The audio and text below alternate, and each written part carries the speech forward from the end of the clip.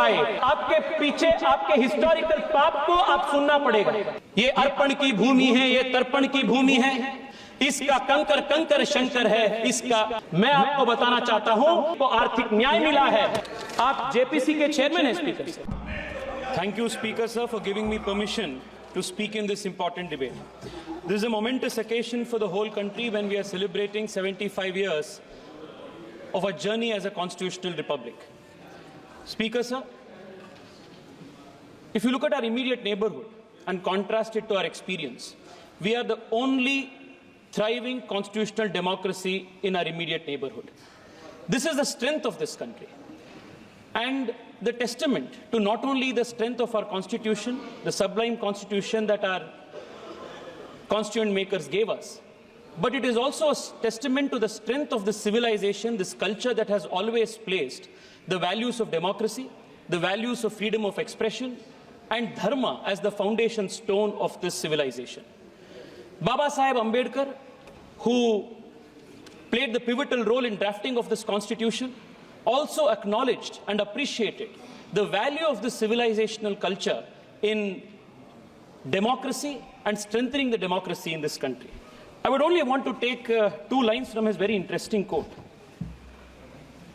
Baba Saheb Ambedkar expounds on how the Upanishadic principles of Aham Brahmasmi and Tattvamasi form the foundation, the theoretical foundation, the philosophical foundation of democracy.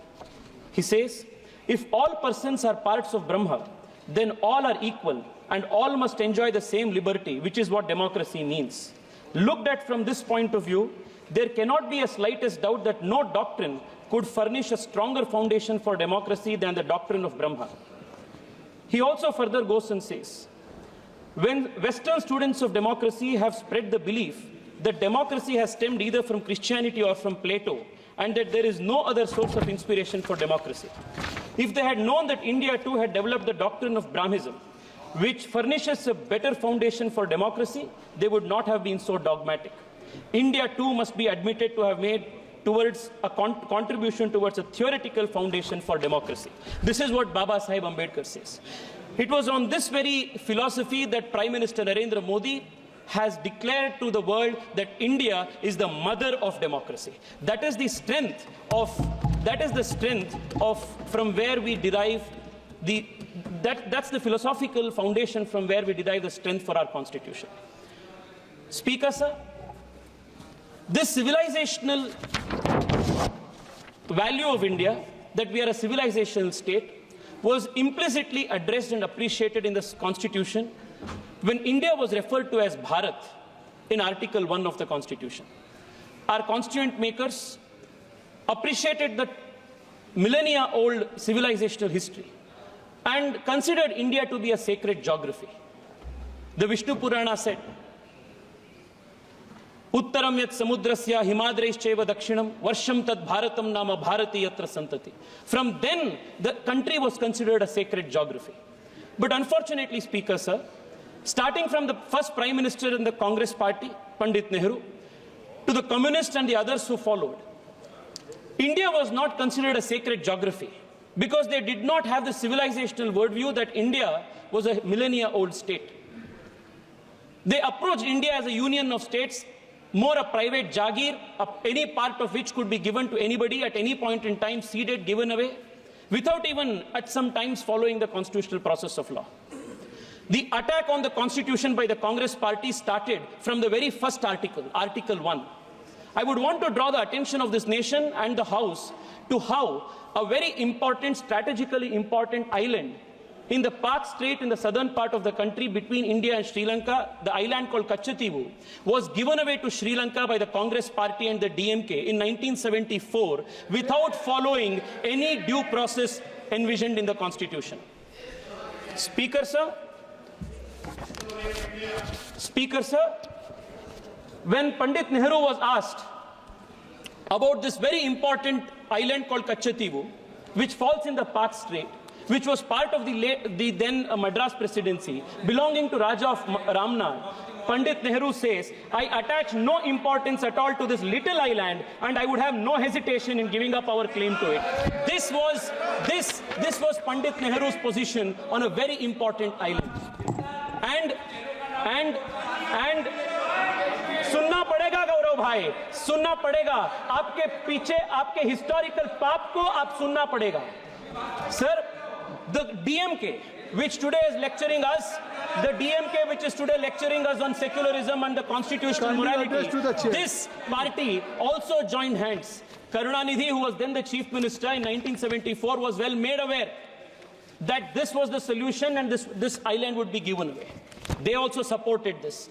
And in 1974, without bringing an amendment to the Constitution, because Article 1 and Article 3 of the Constitution mandates that if there is any change in the territory of India, that has to be brought before the Parliament. Nothing was done. Parliament was not taken into confidence. Article 1, Article 3 was not amended. Nothing was done. By a mere executive action, a very important island belonging to India was given away for political reasons by the Congress party. Sir, this was not the first instance.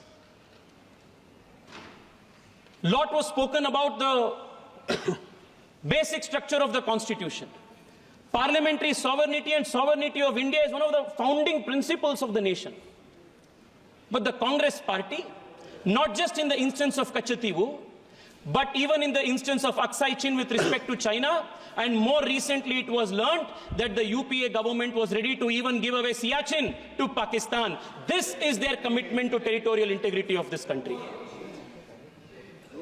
This is the difference between one view which considers India to be a civilizational state, a sacred geography, and between one whose leader of opposition, even when he goes abroad, says India is not a nation but is a union of states.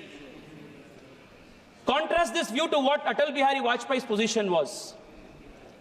ये अर्पण की भूमि है, ये तर्पण की भूमि है, इसका कंकर कंकर शंकर है, इसका बिंदु बिंदु गंगा जल है. This is the difference between the BJP, which is the protector of the constitution, protector of our territorial integrity, and other political parties like the Congress, which considers India not as a civilizational state, not as a nation, but as a mere hodgepodge union of states. This is an attack on the Constitution, Adhyaksh ji. Adhyaksh ji,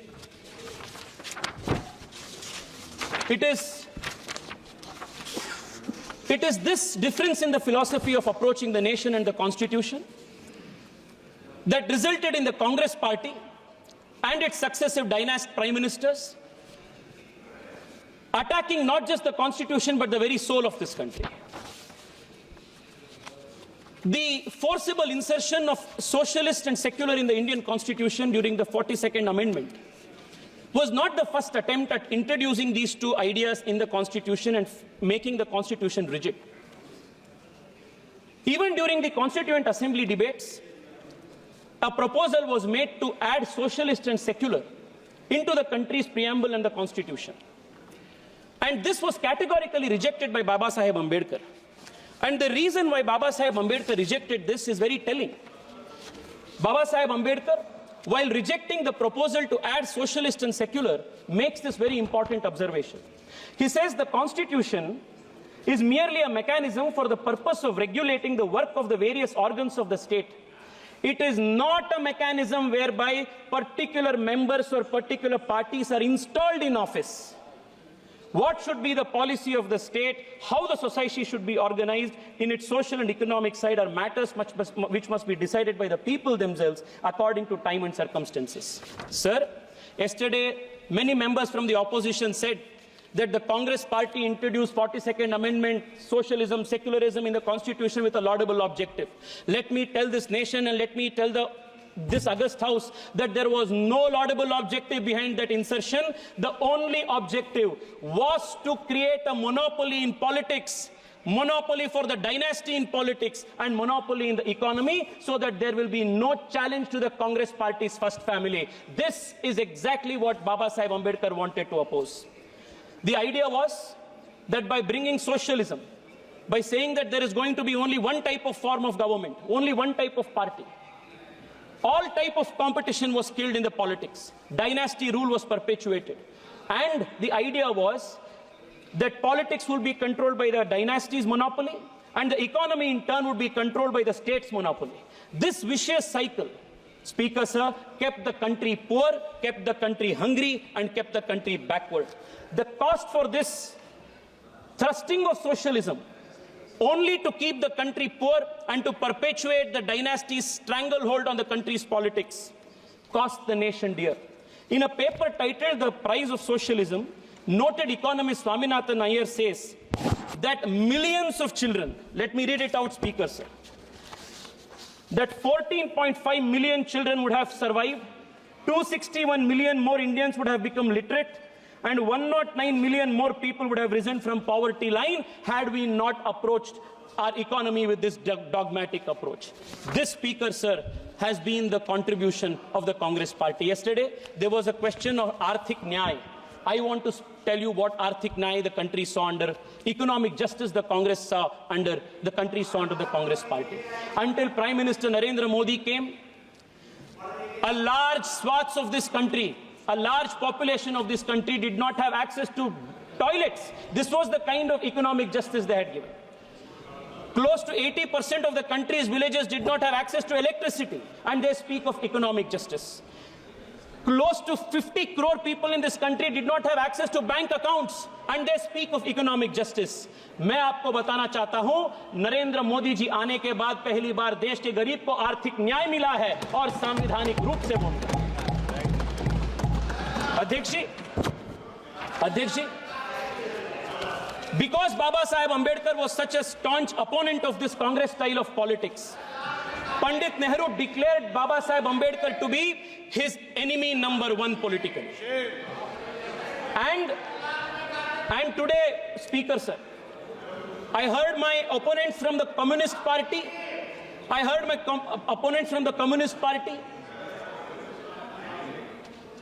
state that the RSS was against the Ambedkar and Ambedkar's constitution. There cannot be anything farther from truth than that assertion. Sir, not once but 2 times, Baba Saheb Ambedkar's electoral chances was thwarted by the Congress and the Communists working together. And Savitri Ambedkar, in her book, Reminiscences of My Life with Ambedkar, notes that S.A. Dange, upon the instructions of Pandit Nehru, worked overtime to defeat Ambedkar in both the by-elections. Make it brief. Speaker sir, I want to remind the nation that when Congress and the Communists were trying to defeat Ambedkar, when the Communist leader S.A. Dange gave the slogan, "Let your vote go waste, but do not make Ambedkar win," it was an RSS Pracharak Dattopant Thengdi who was working to make Ambedkar win in the election as his election agent. These historical truths have to be brought in. Speaker sir, for a very long time, a big hypocritical drama has been conducted in this country where those who are the attackers of the Constitution have posed themselves as the champion of the Constitution. And this hypocrisy must be exposed, Speaker sir. For a very long time, this hypocrisy has continued. But those who have perpetrated innumerous attacks on the Constitution, destroy the very soul of the Constitution, these people today are posing as the champions, as the protectors of the Constitution. Speaker sir, the very first attack. Speaker sir, in a few minutes I will conclude, but this hypocrisy must be exposed. Speaker sir, the DMK gave us big lectures here on secularism. Their leaders speak of eradicating Sanatana Dharma, and we should listen to these speeches of secularism from them. The DMK leaders, the leaders from the DMK, Speaker sir, are speaking about constitutional morality. On 26 November 1957, their fountainhead of inspiration, Periyar, burnt the Constitution, and 200 of those followers were arrested. And from these people, we have to learn lessons of constitutional history and morality. Speaker sir, the very first attack on the Constitution was made by Pandit Nehru when he curtailed the freedom of expression of people. Very first attack. And who was protecting the constitution? Then it was Shama Prasad Mukherjee. Speaker, sir, imposing emergency, suspending fundamental rights, arresting 1 lakh opposition leaders, forcible sterilization of 1 million people, imposing emergency. Speaker, sir, this is the legacy. This is what is attacking the constitution. Despite being banned, the RSS and the Jan Sangh fought to restore democracy in this country. This is protecting the constitution. Speaker, sir, Article 356 is misused more than 90 times. Democratically elected governments were removed at the whim of the leaders. This is attacking the constitution. Sabka Saath Sabka Vikas, ek Team India approach, GST Council. This is Narendra Modi's style of protecting the constitution. Speaker, sir, rejecting the Speaker, sir, just 3 minutes, Speaker, sir. I'm concluding in 3 minutes. Rejecting the Kaka Kadelkar committee report with Nehru himself opposing reservations of backward classes is attack on the constitution. Granting constitutional status to the National Commission of Backward Classes is protection of the constitution. Opposing Mandal reservation. Well, Rajiv Gandhi made his longest speech. That is attacking the constitution while introducing OBC reservations in NEET exam, Navodaya Vidyalaya, implementing EWS reservation is the protection of the constitution. Speaker sir, 2 minutes, please. Speaker sir, एक तो important विषय, 2 minutes. Speaker sir, perpetuating dynasty politics is an attack on the constitution, while the Prime Minister's vision of bringing 1 lakh new youth into politics is protection of the constitution. Thank you very much. Speaker sir, Thank you. the Congress introduced the Waqf Act. You are the Speaker sir, you are the chairman of the Waqf JPC. You must give me a minute on this. Speaker sir, आप JPC के chairman हैं, Speaker sir, lot was spoken about secularism. What was the pervert brand of secularism that the Congress party thrusted on this country? A Muslim could be Muslim, a Christian could be Christian, but a Hindu had to be secular. Yes. This was the kind of one-way secularism that the Congress party introduced. Speaker sir, in Karnataka, the place called Anubhava Mantapa, which is Speaker sir, Anubhava Mantapa, the place of Basavanna, where Basavanna showed the principles of democracy, the philosophy of democracy, that is under Waqf occupation today because of the Congress party enabling legislation. Speaker sir, I only want to conclude by saying this. Speaker,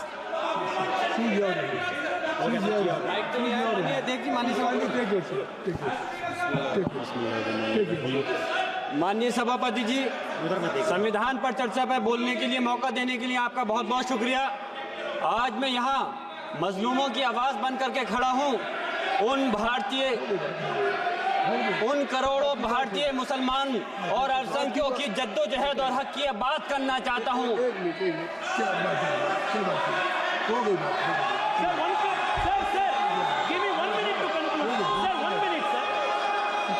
sir, नहीं, अब ये आवाज आप 1 minute लीजिए, conclude करने के माननीय सभापति जी, मैं आपका बहुत बहुत शुक्रिया अदा करता हूं मुझे बोलने का मौका दिया। Democracy when you imposed emergency.